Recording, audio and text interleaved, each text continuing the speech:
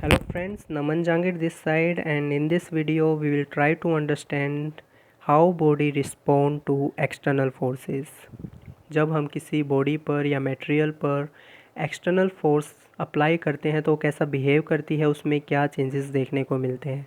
And in other words we will try to understand some terms like stress, strain, shear stress और shear strain.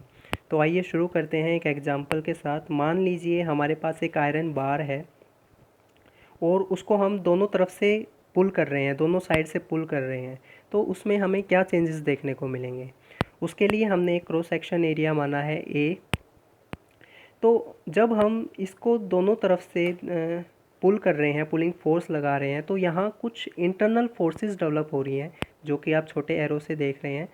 ये internal forces क्या कर रही हैं, ये ट्राई कर रही हैं एक्सटर्नल लोड को रेजिस्ट करने की. They are trying to resisting the external load. Okay, stress की डेफिनेशन से आप ज़्यादा अच्छी तरह से समझेंगे. स्ट्रेस की डेफिनेशन क्या है. Stress is the quantity that describe the distribution of the internal force within the body in response to the external force applied. And what are these internal forces doing? They are resisting the external force.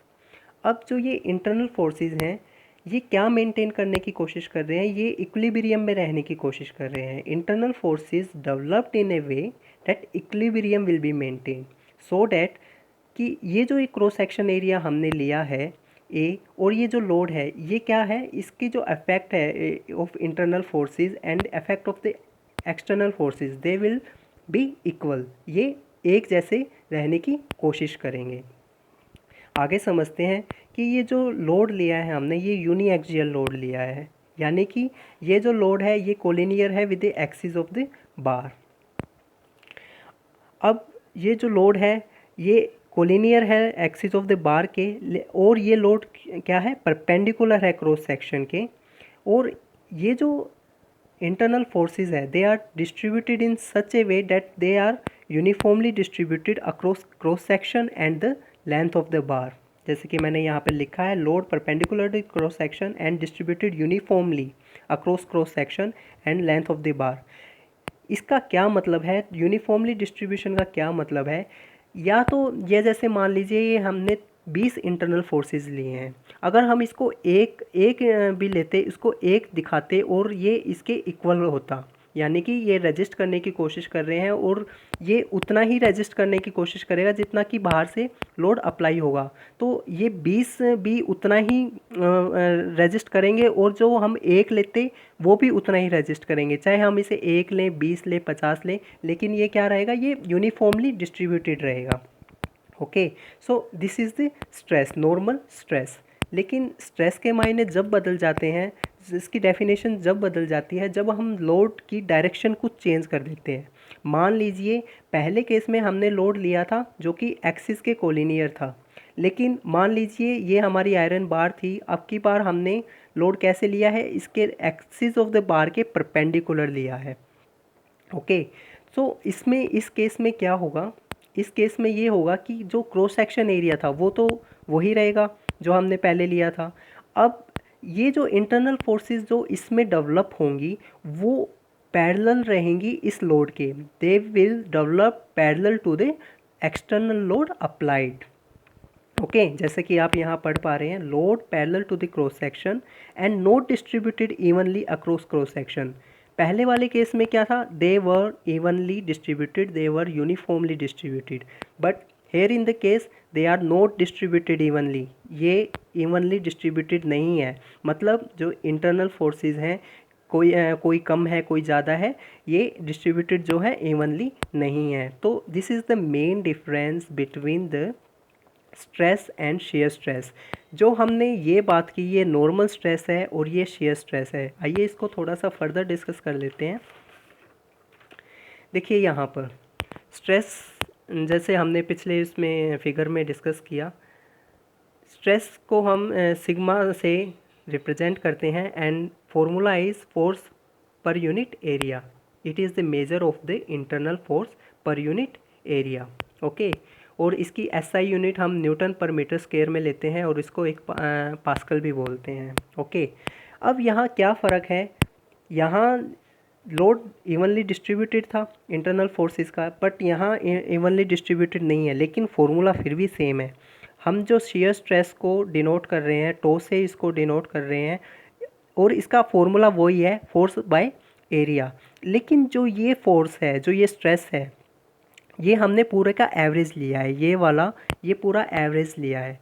लेकिन अगर हम इसका छोटा सा part ले लें, जैसा कि हमने इसमें डिस्कस किया है, नहीं किया तो हम कर लेते हैं, कि ये इक्विलिब्रियम मेंटेन करने की कोशिश करते हैं।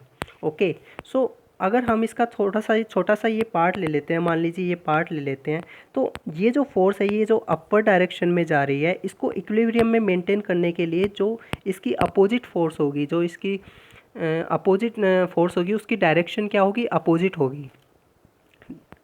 इसकी फोर्स की डायरेक्शन अपोजिट होगी, और रोटेशनल इक्विलिब्रियम को मेंटेन करने के लिए इनकी डायरेक्शन भी अपोजिट रहेगी, और इसको इसलिए शियर स्ट्रेस बोलते हैं। ओके, सो ये था स्ट्रेस और शियर स्ट्रेस। अब बात कर लेते हैं स्ट्रेन की। अब जैसे ही हमने जैसे कुछ फोर्स लगाया था, एक्सटर्नल फोर्स लगाया था, मान लीजिए एक एंड पर फिक्स है और दूसरी तरफ से हम इसको खींच रहे हैं, तो कुछ फोर्स लगाने के कारण ये एलोंगेट हो जाता है, ये स्ट्रेच हो जाता है। अब ये जितना भी स्ट्रेच हुआ है, जितने भी लेंथ पर स्ट्रेच हुआ है, उसको हम डेल्टा एल ले लेते हैं, और जो इसकी ओरिजिनल लेंथ है वो एल ले लेते हैं। तो इसको हम स्ट्रेन को एप्सिलॉन से डिनोट करते हैं। अब क्या है कि strain is the change in length bye original length.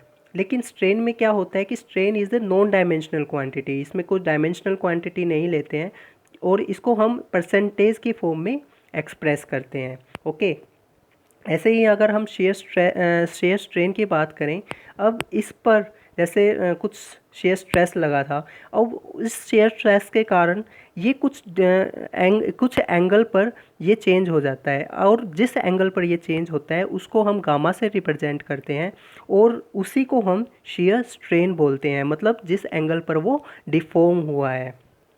So this is the shear strain. मतलब स्ट्रेन क्या है, स्ट्रेन है एक टाइप की डिफॉर्मेशन, और अगर वो शेयर स्ट्रेस के कारण किसी एंगल पर डिफॉर्म हो रहा है तो हम उसे शेयर स्ट्रेन बोल देते हैं, और वो नॉर्मल स्ट्रेस के कारण जस्ट एलोंगेट हुआ है तो उसको हम स्ट्रेन बोलते हैं। ओके, अब स्ट्रेस में देखिए, ये हमने एग्जांपल लिया है, ये हमने क्या लिया है, पुलिंग का लिया है, मतलब टेंसाइल का लिया है। ऐसे ही कंप्रेस भी हो सकता है। ओके, सो वो हमने एग्जांपल नहीं लिया है, जस्ट आपको समझाने के लिए इतना ही काफ़ी था। बाकी अब ये केस देख लेते हैं हम, तीसरा केस। इस केस में क्या है, जैसे कि आपने देखा कि हमने जो क्रॉस सेक्शन एरिया लिया वो लिया परपेंडिकुलर एक्सिस के, लेकिन हम परपेंडिकुलर ना लेकर इसको कुछ एंगल पर लें क्रॉस सेक्शन को, तो जो नॉर्मल स्ट्रेस होती है वो आपने जैसे कि यहाँ देखा कि जो नॉर्मल स्ट्रेस रहेगी वो perpendicular to the cross section रहेगी, लेकिन जो शेयर स्ट्रेस रहती है वो parallel to the cross section रहती है, जैसे हमने यहाँ भी डिस्कस किया। तो अगर हम यहाँ पर कुछ एंगल पर क्रॉस सेक्शन ले लेते हैं तो हमें यहाँ पर दोनों टाइप की स्ट्रेस देखने को मिलेगी, जो कि नॉर्मल स्ट्रेस और शेयर स्ट्रेस दोनों देखने को मिलेगी। हालांकि लोड उसमें से पुलिंग फोर्स ही लग रहा है। तो आई होप आपको ये वीडियो अच्छी लगी होगी। Thank you.